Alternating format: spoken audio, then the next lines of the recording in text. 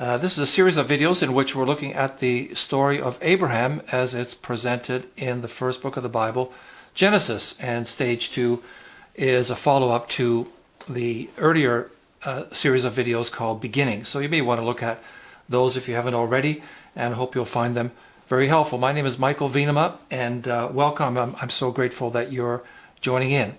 So we're looking today at chapter 16 of the book of Genesis. We're continuing on, as I mentioned, with the story of Abraham, who is an incredibly important figure in the Old Testament and the Bible, because he is, in a real sense, the first of the people who God begins to work with in a serious way, and who God continues to work with over a long stretch of time. That is with the children of Abraham and Sarah, and which ultimately leads into not only the story of the Jewish people, but the birth and the life and work of Jesus Christ. So Abraham is a very important figure. He's acknowledged in later part of the New Testament and part of the Bible, the post-Jesus part of the Bible. So we won't really get into that right now, but I think this story will give us a little more insight into Abraham himself, and I think gives us a little bit of space for our own selves. And I think we'll also show some fascinating ways in which God works with his people. So hopefully this will be an interesting video. So again, welcome. So in the last video we looked at chapter 15, and if you saw it, you will remember that in that chapter, in two quite dramatic ways, God repeats his promise, his covenant with Abraham, that Abraham will be the father of many, many people, through whom God will bless the world. God takes Abraham outside. He says, "Can you count the stars?" They're outside at night. And God says, "This is how many your offspring will be." And then in the second half of chapter 15, there is kind of a strange, to us anyway, and a bit of a gruesome oath ritual in which God makes a one-sided, and by that I mean that Abraham doesn't have any obligations in this oath. God makes a one-sided promise to follow through with his commitment, his promise to Abraham. So now we get to chapter 16. And I think in a way it's a bit of a disappointing chapter if we're following the narrative of the story, because in chapter 15 God does make those dramatic promises. He repeats them to Abraham, and yet in chapter 16 we find that Abraham and also his wife Sarah are losing a bit of confidence that God is really in charge of the situation. And we're going to discover that they feel that they need to play their own part in sort of prompting God's promises to come true. So I'm going to read a bit of it and then make a few comments, and I think that's how we'll kind of proceed. Sarah, Abram's wife, hadn't yet produced a child. She had an Egyptian maid, though, named Hagar. Sarah said to Abram, "God has not seen fit to let me have a child. Sleep with my maid. Maybe I can get a family from her." Abraham agreed to do what Sarah said. So this may seem a little strange to us, but in those times, those kinds of arrangements, the scholars tell us, were not unusual, were part of the customary ways in which people sometimes lived. And to us it seems like polygamy and so forth, which does also appear in the Old Testament. Anyway, so it's not a totally unusual thing, strategy that Sarah gives her maid Hagar to Abraham to sleep with. Anyway, it says Abraham agreed to do what Sarah said. Now, this is a bit of a spot in which we should take note that God is not involved in the consultation process. In the earlier chapters, God has a lot to say, but in this one, he's not really in on the new plan. Anyway, I'm going to keep reading. So Sarah, Abraham's wife, took her Egyptian maid Hagar and gave her to her husband Abraham as a wife. Abraham had been living 10 years in Canaan when this took place. He slept with Hagar. She got pregnant. When he learned she was pregnant, she looked down on her mistress. That is to say, she looked down on Sarah because Hagar was pregnant and Sarah was not. And if you read the Old Testament stories, often you discover that when a woman was not able to have a wife or to have a child, that this was an issue of concern and to some degree of shame. And Hagar, the maid, is pregnant and begins to look down on Sarah. It's kind of a turn of events, I think, which Sarah and Abraham had not been contemplating. Anyway, it gets worse. Sarah told Abram, "It's all your fault that I'm suffering this abuse." I think forgetting that it was her suggestion. I put my maid in bed with you, and the minute she's pregnant, she treats me like I'm nothing. May God decide which of us is right. So in a very short number of lines, we discover that the situation has deteriorated a bit. Abram and Sarah have hatched this plan, but it is leading to a lot of tension in the family. Anyway, Abram says, "You decide, your maid is your business." Sarah was abusive to Hagar, and she ran away. So again, a little further deterioration.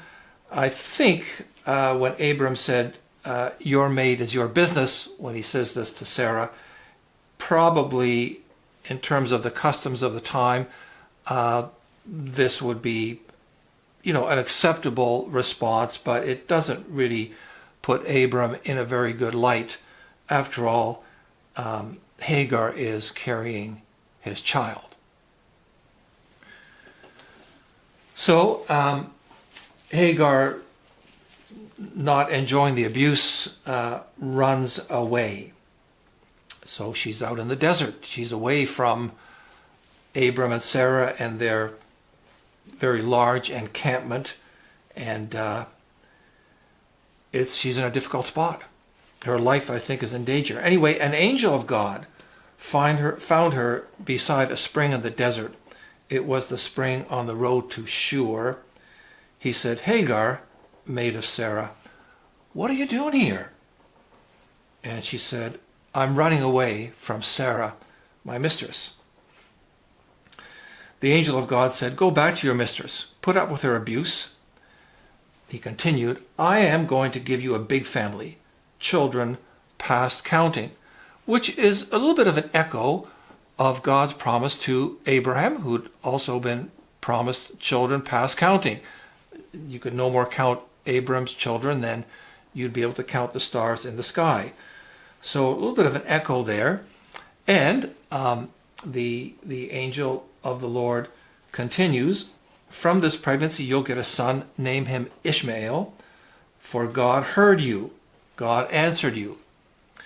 I'm trying to remember my Hebrew lessons, but I'm pretty sure that this is the meaning of Ishmael's name. God heard you. God answered you. "He will be a bucking bronco of a man, a real fighter, fighting and being fought, always stirring up trouble, always at odds with his family." Hagar answered God by name, praying to the God who spoke to her, "You're the God who sees me." It's kind of interesting how the angel of the Lord kind of transitions into being God, being the Lord. And this happens a couple of times in the Abraham stories. We'll get to another one of those a bit later on.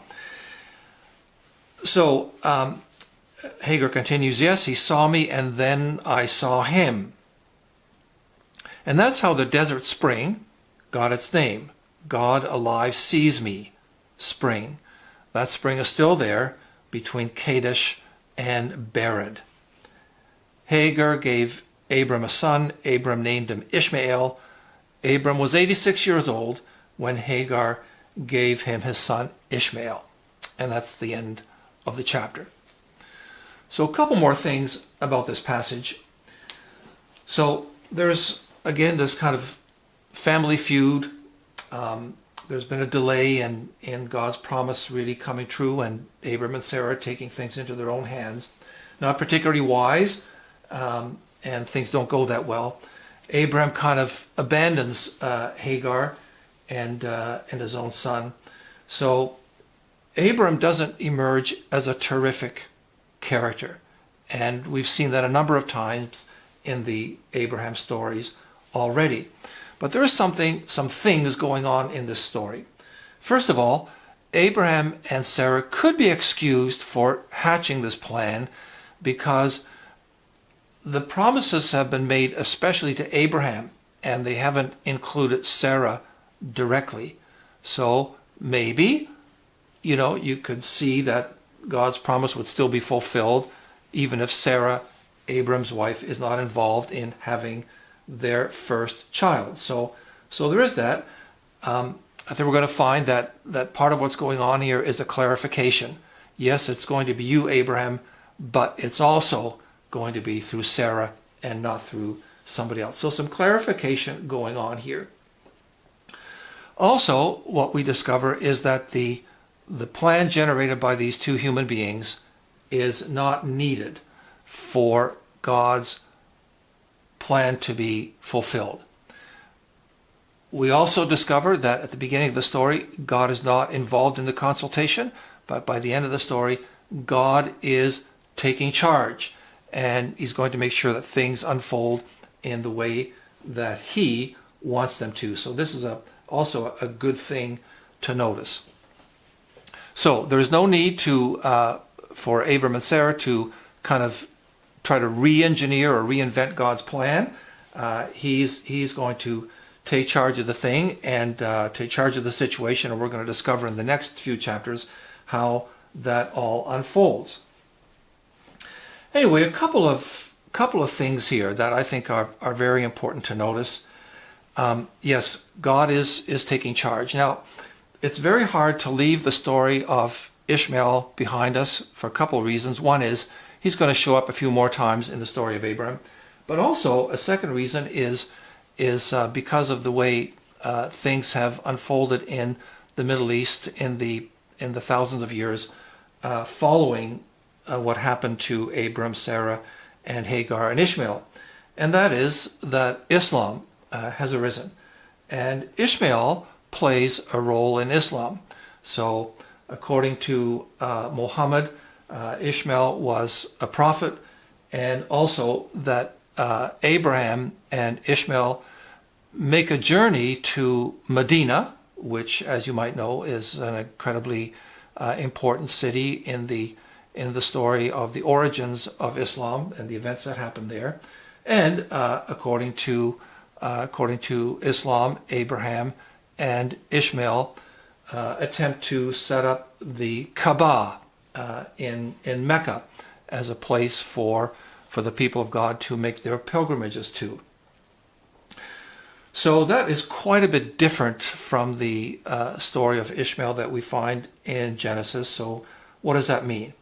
Well, I think it could mean a couple of things. So I'll try two things. One is that Mohammed may have been working with some other stories that were circulating about Abraham and Sarah and Hagar and Ishmael, stories which are not in the Genesis accounts. So there is that. Maybe there's some scholarship that's looked at that question. I would be surprised if there isn't. So maybe you can take a look and see what you discover there. But I think whatever other stories Mohammed may have been working with, that nevertheless what Mohammed generates is a different tradition about Ishmael and Abraham. the difference is especially in the story of Abraham and Ishmael journeying to Mecca to try and establish the Kaaba as the place as the central place for pilgrimage. So the question might be, well, does Muhammad then have things inaccurately or wrongly presented? And of course, Christianity and Judaism are not Islam, and vice versa. So the answer there would be, it depends on which perspective you're looking at these things from. But I would say that, he was mistaken in some of these in these stories, and that the genuine tradition of Abraham and Hagar, Ishmael and Sarah is to be found in the book of Genesis and the stories that follow. So we'll see how rich that story unfolds how rich that story is as we follow it as it unfolds. So I want to kind of put the story of Ishmael in perspective there, and in relation to the way that Muslims see Ishmael. Still, I think there's one last thing that I want to leave you with, and that relates to this point that I'm making here, that is that God is taking charge of what's going to happen to Ishmael and to his people, because the angel of the Lord, or the Lord, has promised to Hagar that her son and Abraham's son will have his own offspring, and they will be a formidable group of people, past counting, as it were. And he will be a real fighter, always stirring up trouble, always at odds with his family. So I think that this is important, because as the story of the Jewish people unfolds, they are there in the Middle East, and it is not a peaceful place. There are constant battles and wars going on, and in the biblical story of the Middle East as it unfolds, these warring parties are descendants of Ishmael. So that's kind of interesting to notice, but it's not a totally negative thing, because God is in charge of Ishmael and his offspring, as well as Abram and Sarah and their eventual offspring. This shows that God has in view the whole of what's happening in the Middle East as the Bible story unfolds. So God relates not just to the Jewish people, but also, in a sense, to the other tribal parties, even though they're warring and violent and so forth. It also relates to them, and therefore that all people of that region should acknowledge God. So this is a kind of an interesting, I think it's an insight that I've got here. I think it's true. Kind of an interesting thing to notice, because it means that the Jewish people, as they kind of make their way in the Middle East, they have a very, very tough history, but they have a bit of a basis for trying to connect with the other tribal groups and the clans and the nations that are forming around them, that hey, you folks, there's also a connection with your people and with God that goes way back. And so let us tell you, about God as he's truly to be understood. So next time we're going to look at chapter 17, and we'll see a little bit more about how God clarifies that Sarah is going to be involved in the offspring of Abram. So I hope this has been good and helpful to you. I will see you next time. Bye-bye.